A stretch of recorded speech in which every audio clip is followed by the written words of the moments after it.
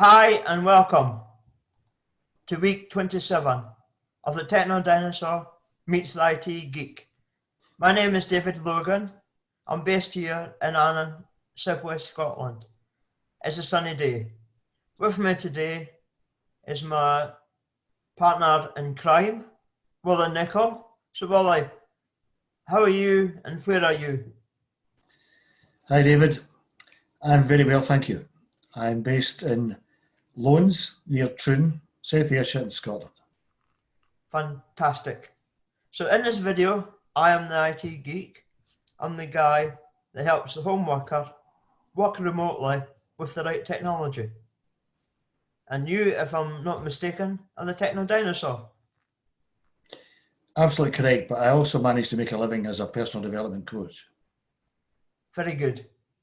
This week's question to you. We all have habits, good and bad. How does hypnotherapy break down these habits? Can you explain that? Yes, I can, David. I'm assuming that you're talking about the bad habits. This has been discussed before, I think, in vlog number 11. We talked about hypnotherapy. And I may be covering some old ground, so I apologise if there's some repetition. Hypnosis is letting people, allowing them to become very, very relaxed so that they're able to break bad habits, for example. Hypnotherapy is the therapeutic use of hypnosis for that purpose. So if you can say hypnosis is a tool and hypnotherapy is the way you use the tool. So the therapeutic use of hypnosis for a therapeutic and beneficial result. Habits apparently can be formed fairly quickly, and it's sometimes not quite as easy to break them.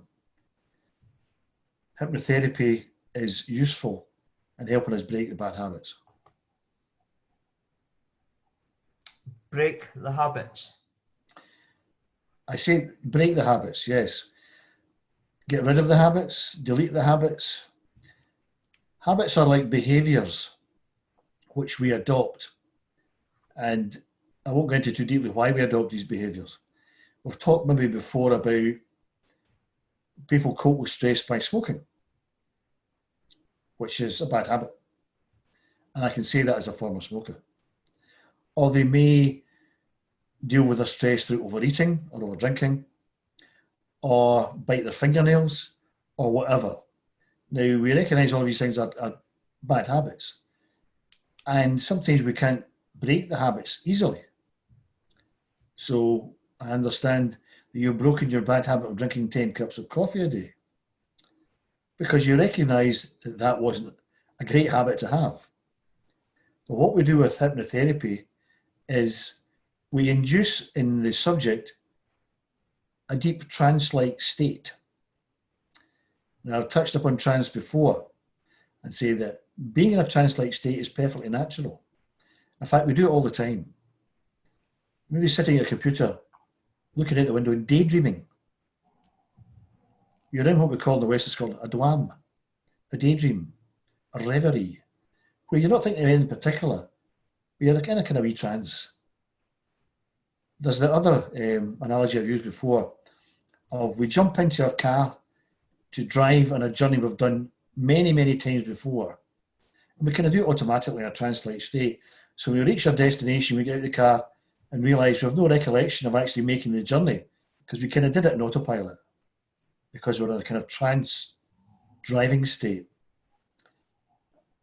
There are other cases, for example, when we're engrossed in a good book or fixated in a television programme or a movie. You exclude everything else around about you because you're so engrossed, or should I say, entranced in that activity that you forget about what's happening about you. Hypnotherapy is just a much, much deeper version of that. And the beauty of hypnotherapy is that the subject becomes so relaxed and so deeply within the trance-like state, they kind of forget about their habit and they work out other ways of dealing with their habit, which are not as shall we say, unhealthy.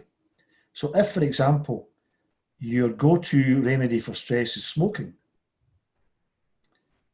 your body automatically thinks, I'm stressed, let's have a cigarette.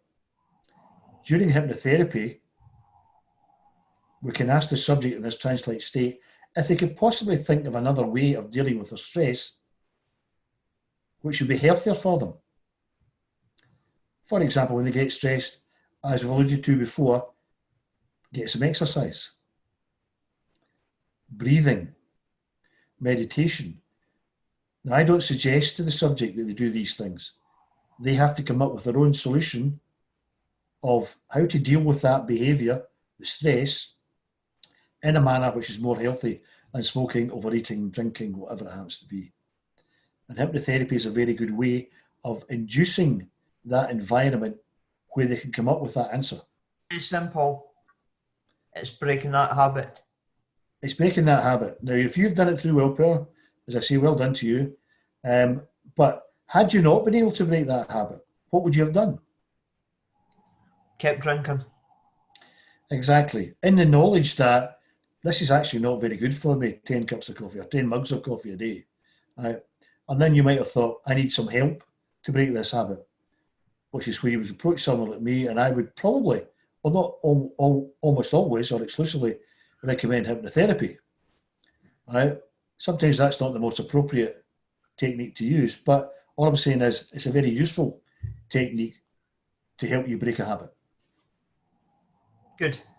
Brilliant. Fantastic. That's approaching end of our time available. I'll cut you off there, Wally. To the viewer, if you've got that addiction you can't break, I've got a good tip for you. Speak to my good friend Wally Nicol. He'll be able to give you some good advice. If he can't help you, he'll help you through one of his connections. Won't you, Wally? Absolutely. So to the viewer, thank you for listening. We are looking for questions from myself next week to help Wally. If you've got struggling with technology, phones, computers, video technology, give us a shout. Drop a comment down below. Please connect to our YouTube channel, subscribe to it. Subscribe button down here. The 100th subscriber, we've got a session for you, free of charge. So for now, be safe, be healthy. Thank you for listening. Have a great weekend, everybody. Thank you. Yes, thank you, David. I'll repeat that. Stay safe, keep well. If you have any habits you want to break, let us know. Until the next time, goodbye.